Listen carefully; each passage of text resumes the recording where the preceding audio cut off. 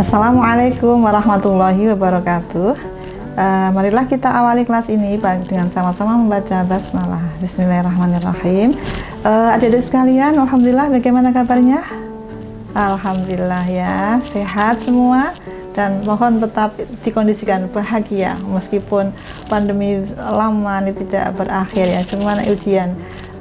Kita kaitkan dengan pokok bahasan kita di pagi hari ini, masih bagaimana tuntutan dan tantangan guru PAI di era 4.0, melanjutkan modul ke-7 yang Ibu sampaikan tadi, bagaimana kata kuncinya pada komitmen pada perubahan.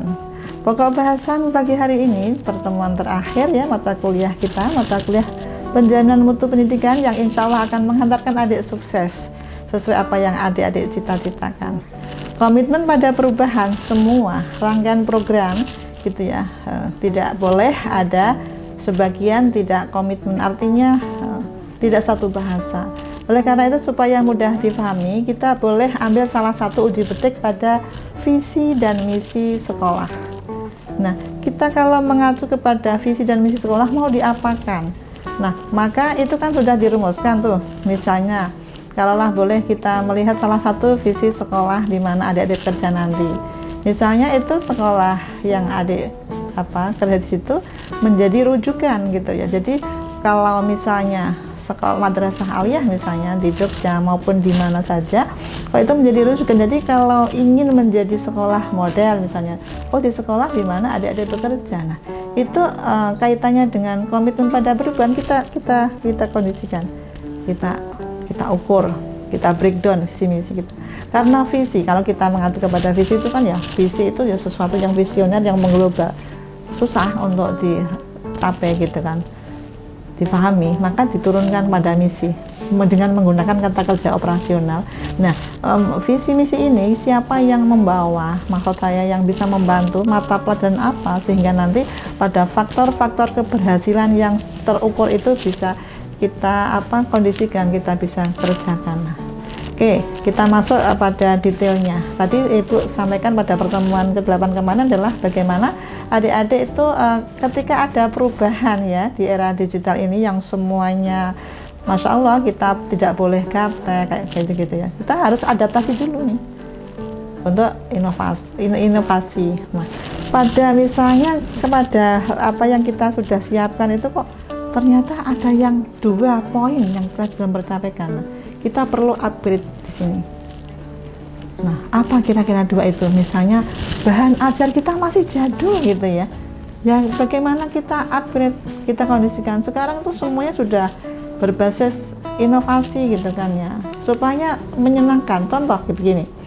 Kalau kita identifikasi tantangannya itu misalnya kan, taruhlah lembaga kalau di sini ya, tempat dimana adik-adik kuliah di UI gitu ya, itu bagaimana terus melakukan penyempurnaan sistem pendidikan. Nah, termasuk Ibu misalnya ya sebagai salah satu indikator untuk bersama-sama. Nah, proses transformasi yang asalnya konvensional menjadi berbasis human capital management ya. Nah, mengapa seperti itu? Nah, itu suatu keharusan. Jadi bagaimana UI sebagai universitas ya kan, yang sudah mengedepankan visi dan misinya, dipublish, disosialisasikan kepada seluruh masyarakat, itu ingin bagaimana mengembangkan pegawai menjadi corporate university. Kata kuncinya di sini tadi pernah saya sampaikan, mutu itu sangat sederhana sebetulnya ya. Hari ini Anda itu mengerjakan apa dan siapa PIC-nya, bagaimana mengerjakannya, gitu. Itu dievaluasi terus. Nah, kaitannya dengan HCM, gitu, Human Capital Management di sini. Nah, kita sudah bekerja di bawah lembaga yang kita sudah ada agreement. Nah, ini kalau tidak kata kuncinya itu siap dengan perubahan, ya namanya mundur selangkah.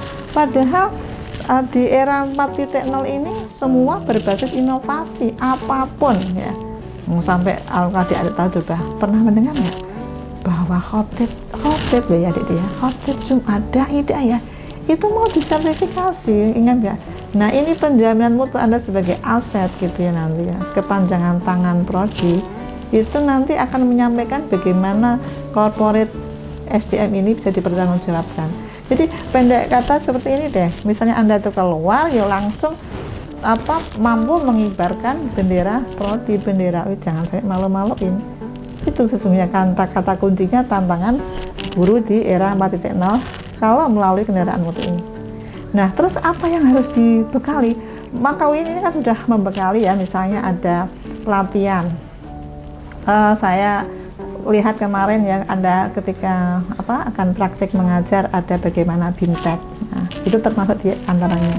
Nah, pada sekarang kembali lagi kepada pelatihan yang untuk bagaimana supaya Anda tidak tertinggal gitu ya. Ada yang namanya OJT kan, on the job training guru. Nah, nanti kan bagaimana Anda bisa menerapkan guru yang baik. Misalnya ada pembelajaran pelatihan guru agama Islam berbasis e-learning, apa aja tuh. Jadi implikasinya perubahan metode pembelajaran klasikal menjadi e-learning kayak gitu. Taruhlah misalnya ada yang dikondisikan dibagi sesuai dengan tim permintaan pengumpulan bahan pelajaran, misalnya sudah disimulasikan seperti kemarin yang adik-adik juga membuat seperti yang disampaikan Zoom ya kan, dikelompokkan. Nah, kemudian siapa mengerjakan apa tadi, misalnya ada yang membutuhkan perubahan bahan pembelajaran e-modul. Nah, itu bagaimana SOP-nya membuat e-modul, karena modul ini kalau berbasis teknologi harus paham, orang yang menggunakan modul harus paham. Nah, kayak gitu. Kemudian ada pembuatan video pembelajaran misalnya. Nah, jadi semua ada how to use-nya, ada bagaimana cara mengerjakannya sehingga nanti orang yang menggunakannya itu tidak bingung. Nah, inilah mengapa perlu dibekali ya kan, berbasis pelatihan yang memang sudah disiapkan oleh lembaga apapun gitu ya. Kemudian ada juga persiapan platform e-learning kayak gitu misalnya. Nah, ini semua pada CPMK keempat sudah Ibu sampaikan bagaimana rumusan indikatornya, sehingga nanti kalau sudah betul-betul dikuasai tahapan 1, 2, dan 3 nanti bisa koordinasi dengan Pusdatin gitu kalau ada ya, pusat data gitu ya di tingkat internal. Nah, mengapa perlu seperti itu? Nah, karena nanti ke depan itu ada kualifikasi guru agama Islam tuh di kondisi sendiri, ada yang kompetensi misalnya pembelajaran berbasis Internet of Things ya sebagai basic skillnya itu sudah dikelompokkan, sekalipun ya kita kan PAI ya, nanti itu bisa masuk kepada profesional masing-masing. Misalnya saya yakin dengan potensi ya, semua orang tuh punya potensi, Allah memberikan kelebihan. Ada yang memang memiliki sikap entrepreneurship misalnya, itu entrepreneurship yang dimaksudkan pada poin ini adalah ada yang piawai, misalnya Anda tuh pinter, ada saya lihat tuh kelompok 3 kemarin ya, pinter ngedit video Ibu malah dibantu, ya kan gitu kan bisa. Nah, kayak gitu. Nah, itu inovasi setiap pembelajar ya, nanti Anda kan menjadi guru itu penting sekali. Nah, kemudian berikutnya diharapkan tidak gagap terhadap berbagai budaya. Nah, maka ada kompetensi hybrid yang global competence and keunggulan memecahkan problem nasional. Apa ya kira-kira? Nah, terutama di era pandemi ini dari sekalian ya. Jadi ada konselor kompetensi, ini adalah kompetensi dalam menghadapi masalah psikologis. Kadang-kadang jenuh ya, siapapun sih manusia. Itu sendiri juga gitu. Kok lama nih daring terus. Nah, tetapi dengan Anda punya passion, punya skill yang memang sudah dilatih sehingga menghadapi seakan kondisi yang kompleks, yang berat ini tidak masalah. Nah, itulah mengapa di sini Ibu sebutkan kualifikasi guru ini adalah harus ngeling dengan bagaimana peran di era 4.0. Kompetensi ini teman-teman sekalian ya, memprediksi dengan tepat apa yang akan terjadi, di mana di masa depan ini perlu strategi yang piawe. Kalau bahasa Jawanya kita perlu gercep gitu ya, gerak cepat menyikapi bagaimana Anda nanti bisa melihat mengkondisikan, artinya Anda bisa cara-caranya misalnya join kalau di kita ada join lecture, tapi ya bisalah misalnya Anda dengan guru di mana gitu ya, itu bisa jadi seperti itu ya. Anda kan di Jogja, misal punya teman yang di Jawa Barat, Jawa Timur, nanti bisa join seperti itu. Ada join riset ya, dan seterusnya. Bahkan nanti semuanya terkondisikan dengan platform bahwa Anda adalah betul-betul memang sosok guru yang profesional yang bisa dipertanggungjawabkan di era 4.0, bahkan era 5, bahkan era kapanpun. Karena apa? Anda betul-betul siap menerapkan kompetensi Anda ya, tidak hanya kompetensi profesional saja, tapi seluruh kompetensi siap Anda laksanakan. Demikian teman-teman sekalian, itulah sekilas pada kesempatan pertemuan terakhir ini. Kualifikasi guru agar manfaat bisa dipertanggungjawabkan, peran ditingkatkan, dan jangan lupa tetap semangat dan bahagia. Siapa mengerjakan apa bagaimana dengan ikhlas, itu insya Allah yang bisa mengusung Anda sukses dunia akhirat. Disyukuri, alhamdulillah, kita ketemu lagi pada kesempatan berikutnya. Assalamualaikum warahmatullahi wabarakatuh.